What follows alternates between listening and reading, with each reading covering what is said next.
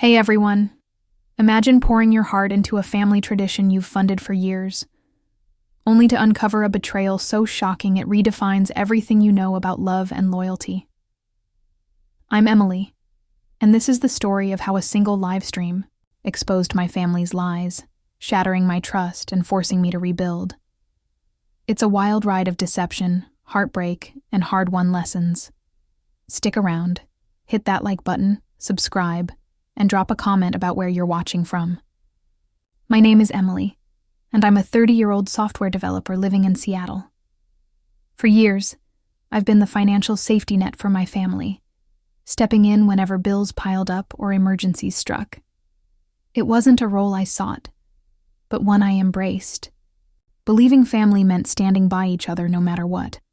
But what happened during our annual summer festival, a tradition I cherished and funded, revealed a betrayal so deep it changed how I saw trust, love, and my place in the world.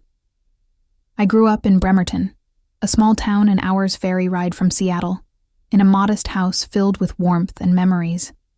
My parents, James and Linda, were hardworking, but always stretched thin. Dad was a mechanic at a local auto shop, his hands perpetually stained with grease, while Mom had recently taken a part-time job at a bookstore after years as a homemaker. My older brother, Ryan, 33, was a musician chasing gigs that rarely paid, and my younger sister, Chloe, 26, was struggling to launch a bakery that seemed stuck in perpetual startup mode.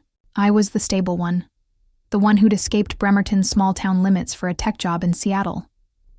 My salary as a software developer wasn't lavish, but it let me afford a one-bedroom apartment and still help my family when they needed it, and they needed it often. Over the years, I'd covered Dad's car repairs, $1,200 for a transmission in February, Mom's medical bills, $900 for dental work in April, Chloe's baking equipment, $1,300 for an oven and supplies, and Ryan's rent and recording costs, $2,000 over 6 months. Each request came with a heartfelt story, urgent, impossible to refuse. I saw it as my duty, a way to repay the family that shaped me.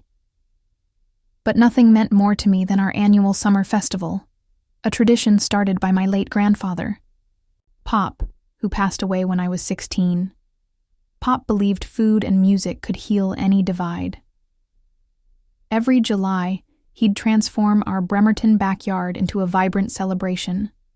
String lights twinkling, tables groaning with his slow-cooked brisket, cornbread, and peach cobbler, and neighbors, cousins, and friends dancing to folk tunes. After his death, Mom and Dad tried to keep it going, but their finances buckled under the cost. By my mid-20s, I'd taken over, planning every detail and footing most of the bill. It was my way of honoring Pop and keeping our family connected, across distance and time. This year, I started planning in January, aiming to make the festival unforgettable. Set for the first Saturday in July, I booked a large tent, $600 deposit, ordered custom banners with Pop's sayings like, "Food is love made edible," and designed a menu with his brisket, homemade sides, and desserts. I hired a local folk band to play his favorite songs and invited over 40 people, extended family, neighbors, and lifelong friends. I spent hours coordinating RSVPs, confirming vendors, and paying deposits, my excitement building with each step. This wasn't just a party. It was Pop's legacy, a tether to our family's heart. But on a rainy Monday evening in late June, 5 days before the festival, my phone rang. Dad's name flashed, and his voice was heavy, almost trembling. "Emily, we need to talk about the festival," he said.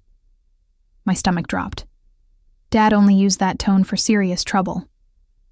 "Is everyone okay?" I asked, clutching my planner, its pages filled with festival notes, vendor contacts, menus, guest lists. "Everyone's fine," he said, "but we have to cancel." "I'm so sorry, Em. We just can't make it work this year." He laid out a cascade of financial woes. Mom's bookstore had cut her hours due to a corporate downsizing. Ryan's latest gig fell through, leaving him unable to pay rent. Chloe's industrial oven broke, with a $1,200 repair bill critical for her bakery. We can't chip in for the festival, and it's not fair to ask you to cover everything, Dad said, his voice cracking with what sounded like shame. You've done so much already. The words hit like a sledgehammer. Cancel the festival? It was unthinkable. This was our family's soul, the one day we gathered to laugh, eat, and remember Pop. I flipped through my planner, seeing the $1,800 I'd spent on deposits, tent, band, caterer. Dad, I can cover it, I insisted. I've been saving. We could scale back, do a potluck, anything.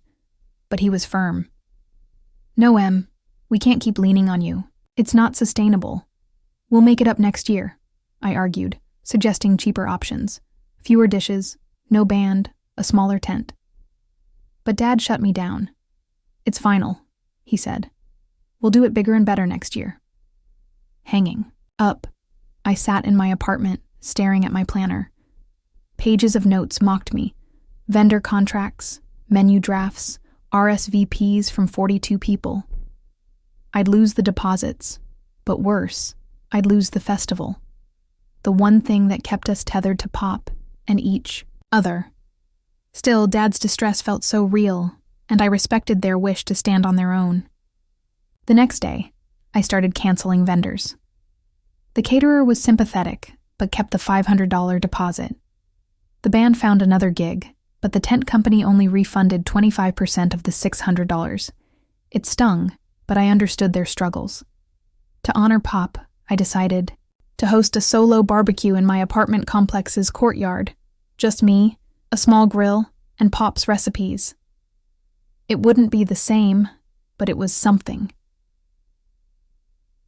Tuesday morning, I called in sick to work, needing a mental health day to process the loss.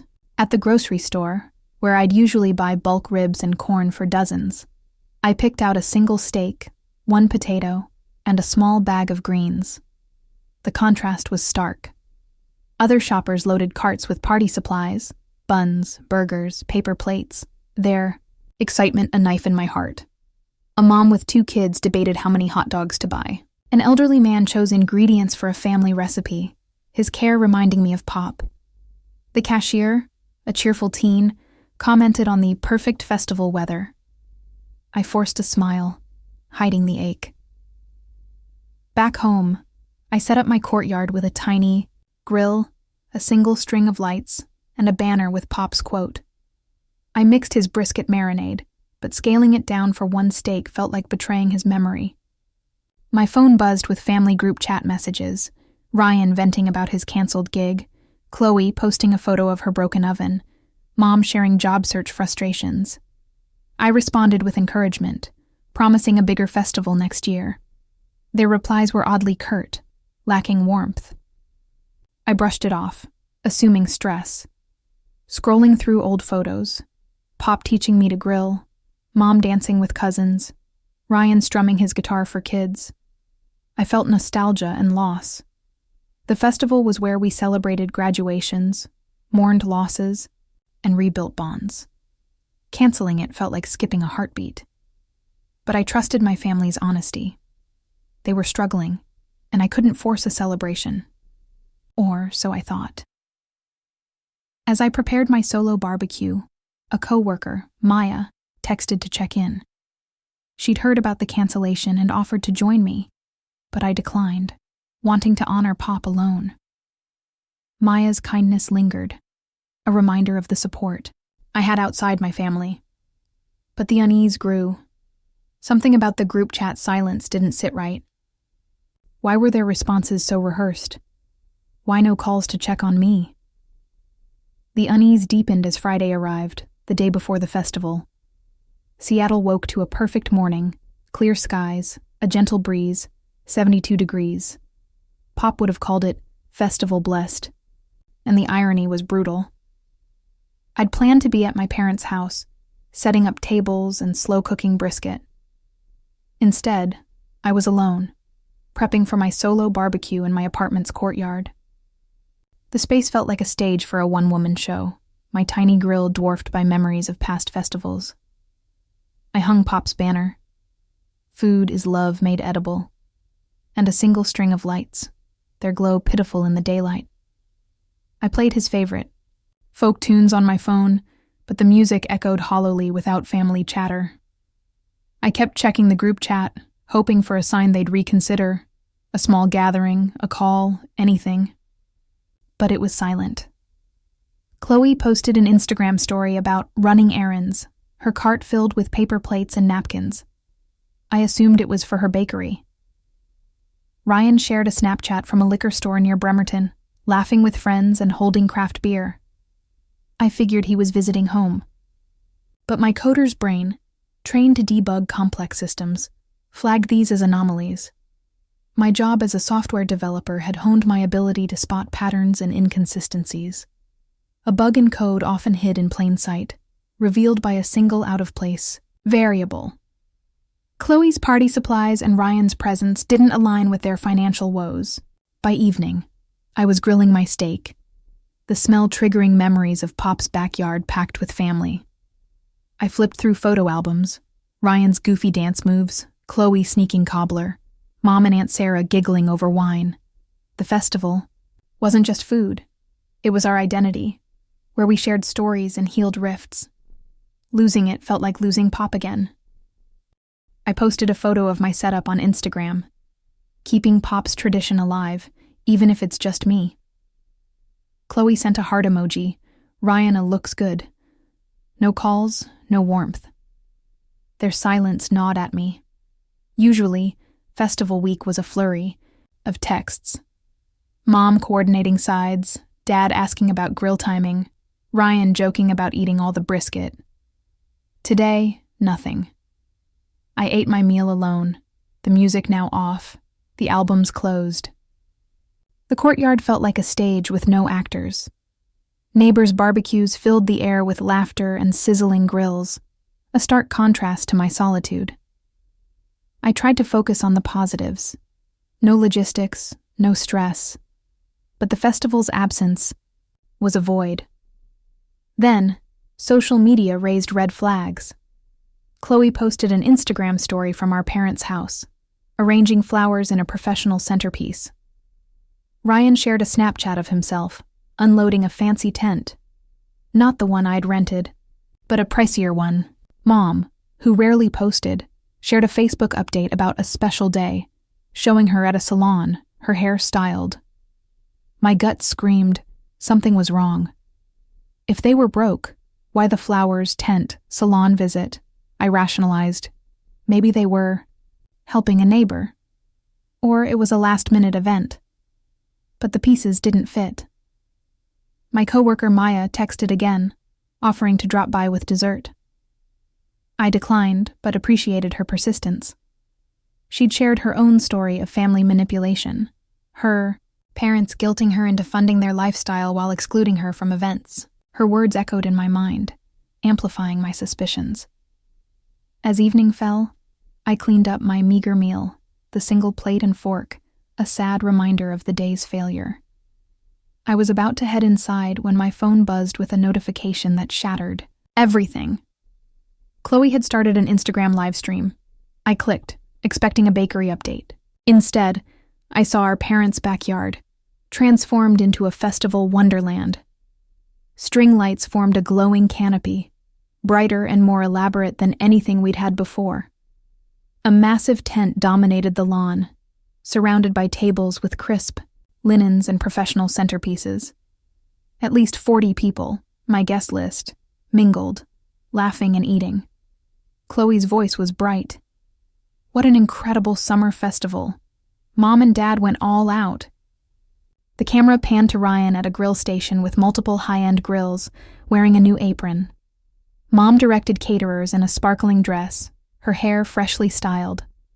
Dad laughed with Uncle Tom, holding a craft beer, his Grill King James apron gleaming. A DJ booth blasted music, and fireworks were being set up. I took screenshots, my hands trembling. The comments were brutal.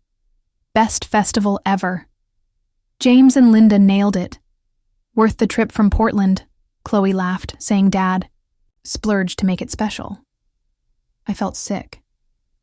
5 days ago, Dad said we couldn't afford it.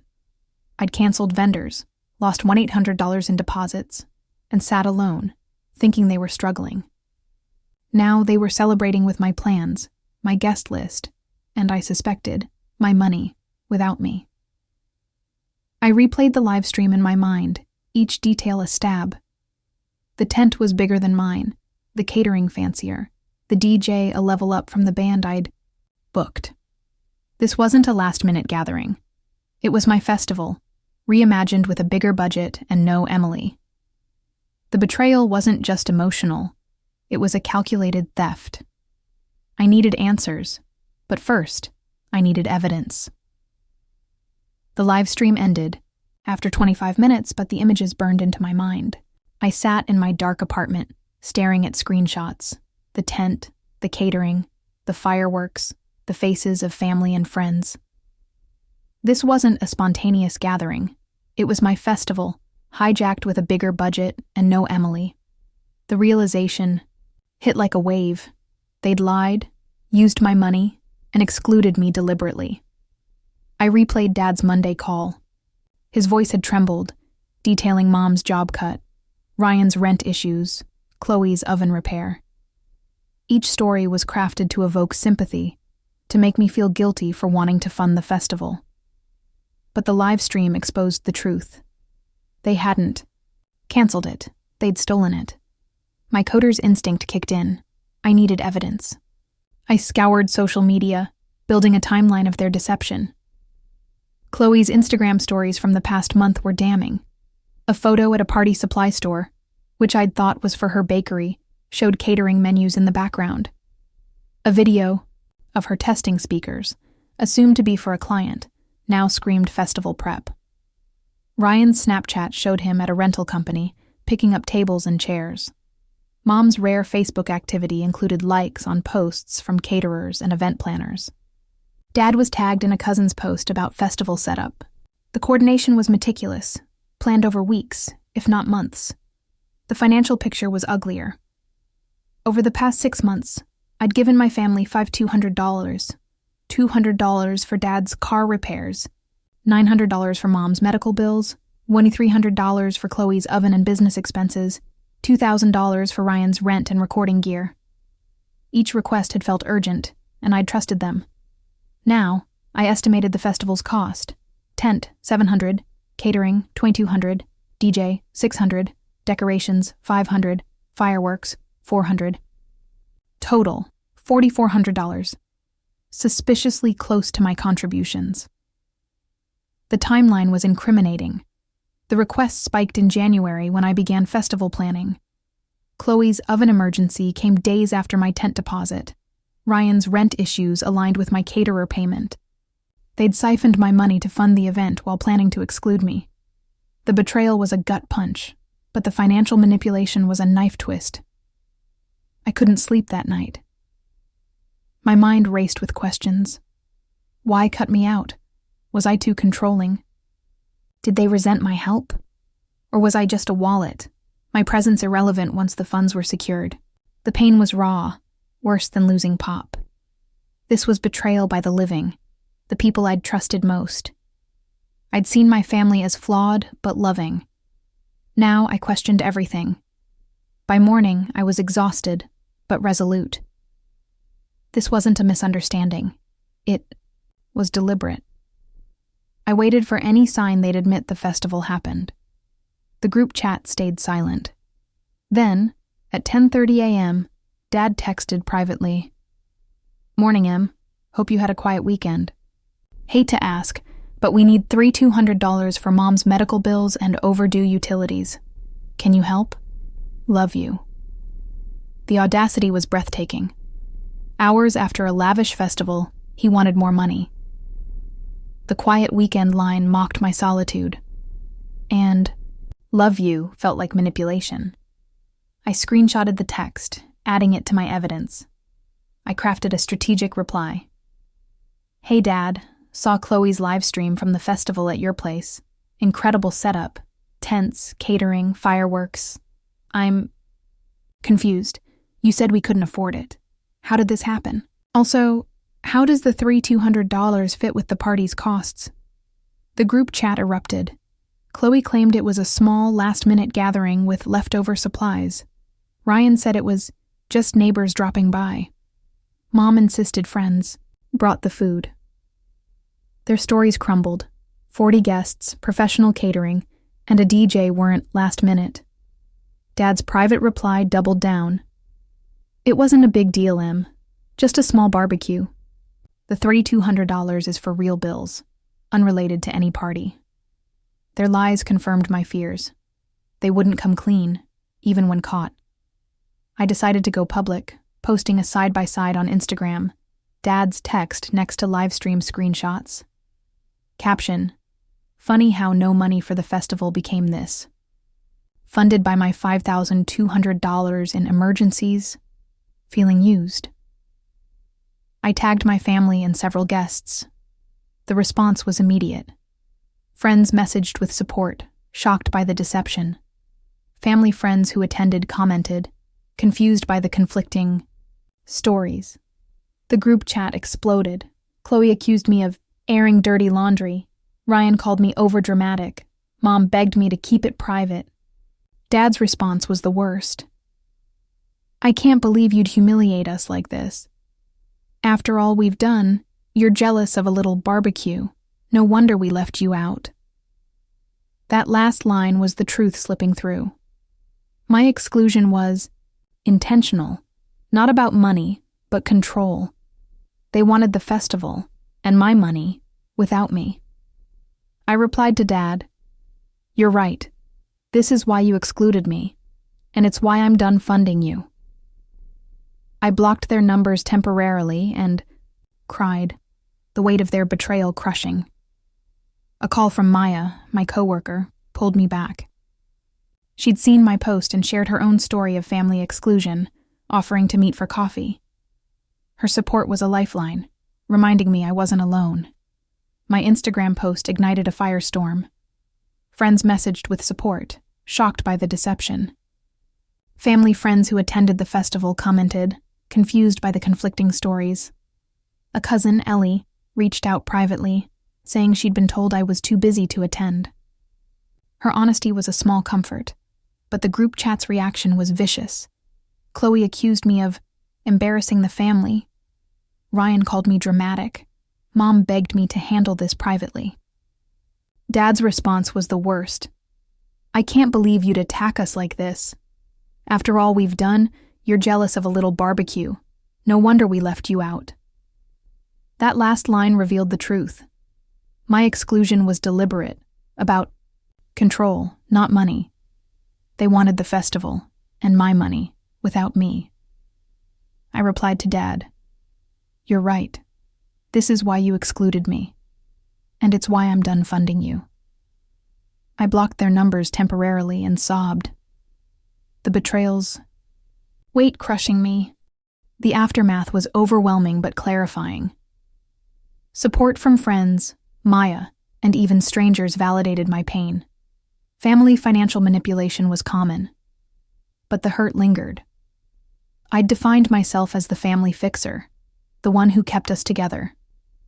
Losing that role left me adrift, questioning my identity and trust in others. I changed my banking passwords, removed Mom's access to my credit card, used for emergencies, and called my bank. The representative, experienced with such cases, set up fraud alerts and suggested documenting past transactions. Reviewing 6 months of texts and transfers was painful. The emergencies were timed too perfectly. Chloe's oven repair coincided with posts about new baking gear. Ryan's rent requests aligned with concert tickets. Mom's medical bills didn't match her insurance records. The manipulation was clear. Urgent timelines, guilt-tripping language, vague crises. I'd been played.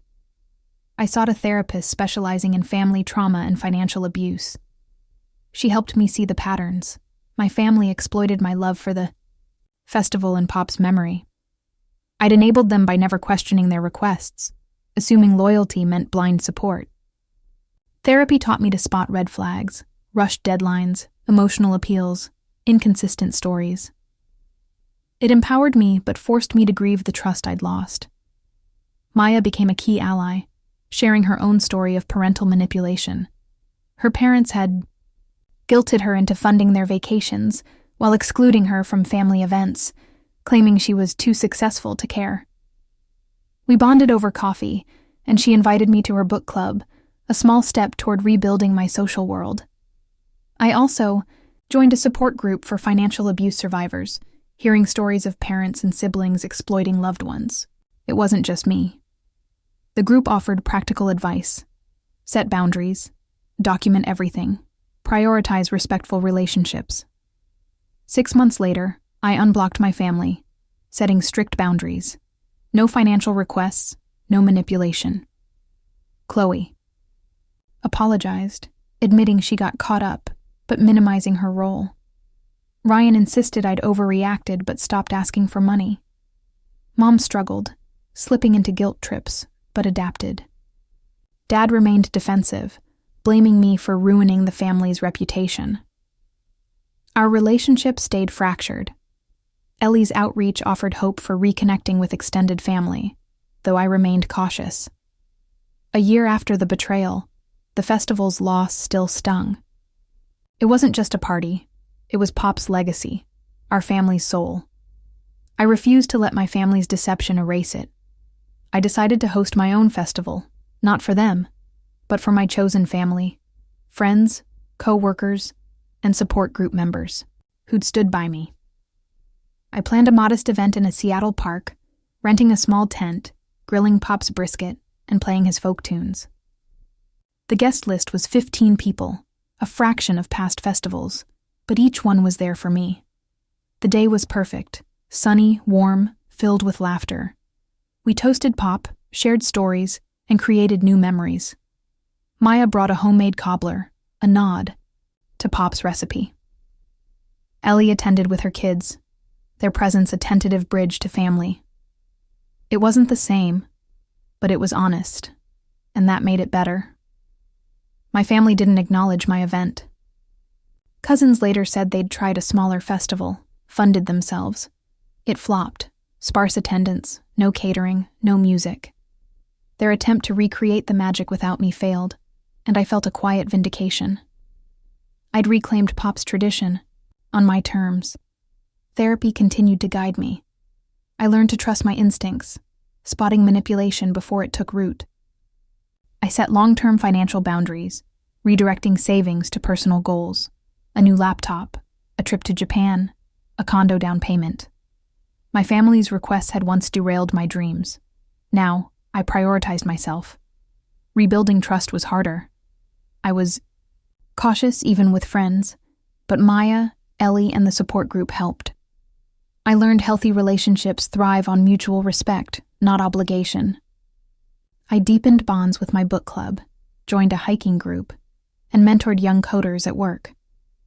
These connections reminded me who I was beyond the family fixer.